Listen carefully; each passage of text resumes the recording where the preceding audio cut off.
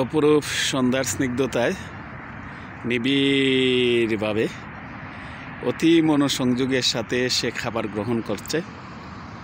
সেটি হচ্ছে কানাডার নর্থ আমেরিকান রাজহংস, এবং এই রাজহংসের খুবই আধিক্য এখানে, এবং শীতের প্রখরতায় তারা পৃথিবীর বিভিন্ন দেশে চলে যায়।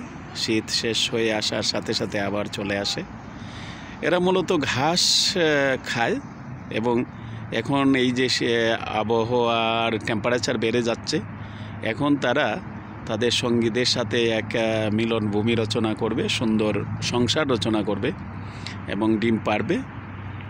আজকেই দেখছি একজন দেখা যাচ্ছে, তার মানে আরেকজন কিন্তু ডিম পাড়ার সাথে সাথে হয়তো সে বাসা বাঁধিয়ে বসে গেছে কোনো জঙ্গলের মধ্যে, এবং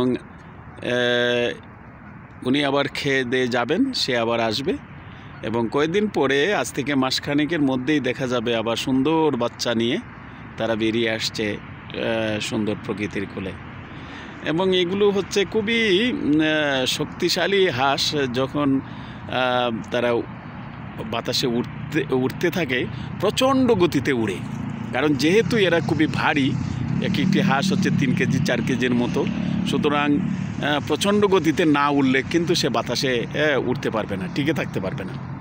তো এই হংসগুলো এবং এই প্রাণী সংরক্ষণ, পাখিদের প্রতি যে মমতা এবং রাষ্ট্রীয় রীতিনীতি সংস্কার এবং মানুষের অত্যন্ত, এখানে কিন্তু আবার কেউ ইচ্ছা করলেই আবার খাবারও দিতে পারবে না। খাবার দেওয়ারও রেস্ট্রিকশন আছে, কারণ আপনি কি খাবার দিচ্ছেন তার যদি আসলে অসুবিধা হয়, সেই জন্য এটা নিষিদ্ধ। বাবা কেউ আবার মধ্যে মধ্যে উৎসাহের সাথে প্রদান করেন। আমি দেখছেন আমার কাছে একদম সে চলে আসছে, অপরূপ সুন্দর, অপরূপ মিলনের, অপরূপ সুন্দরে, এবং সে পরম মমতায়, পরম সাহসে, এবং পরম স্নিগ্ধতায় এবং বিশ্বাসে, আত্মবিশ্বাসে সে আমার কাছে আসছে, এবং আমি তাকে ধারণ করার চেষ্টা করছি। এবং দেখেন আমাদের দেশ হলে কি হতো, লোকজন এসে এই পাখিটিকে ধরে নিয়ে চলে যেত। দেখেন একদম আমার 2-3 হাত দূরে, এবং আরেকজন ভদ্রলোক আসছেন, তাকে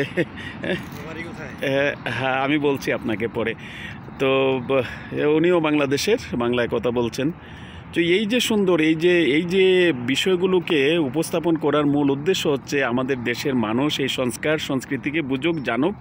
এই যে প্রাণী এবং পাখি সংরক্ষণের যে অপূর্ব নিয়ম দেশে, আমাদের দেশে বিশেষ করে সিলেটের টেঙ্গুয়ার হাওরে এই অতিথি পাখিগুলোকে নিধন করে সিলেট এবং সুনামগঞ্জের রেস্টুরেন্টগুলোতে মাংস বিক্রি করা হচ্ছে, এবং চিৎকার করে ঘোষণা করা হচ্ছে পাখির মাংস, এবং প্রশাসনের সামনে এই অবৈধ কাজগুলো করছে।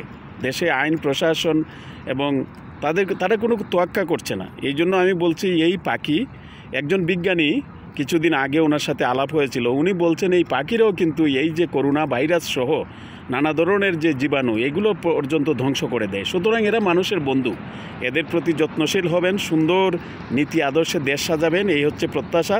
ভালো থাকবেন সবাই। আমি এই বাংলাদেশের দাদার সাথে একটু কথা বলি, এবং সে এখন আমার কাছে একদম চলে আসছে। দেখেন আমার ভিডিওর এত কাছে চলে আসছে, ক্যামেরার কাছে, আমি তাকে দেখতেই পাচ্ছি না। সুতরাং আবারও আমি পিছনে যাচ্ছি, আবারও তাকে সুন্দর স্নিগ্ধ এই পরশে তাকে দেখিয়ে আপনাদের কাছ থেকে আমি বিদায় নিচ্ছি। ভালো থাকবেন, সুন্দর থাকবেন সবাই, এবং এই সুন্দরে সাজাবেন এই আপনাদের সমাজ সভ্যতা।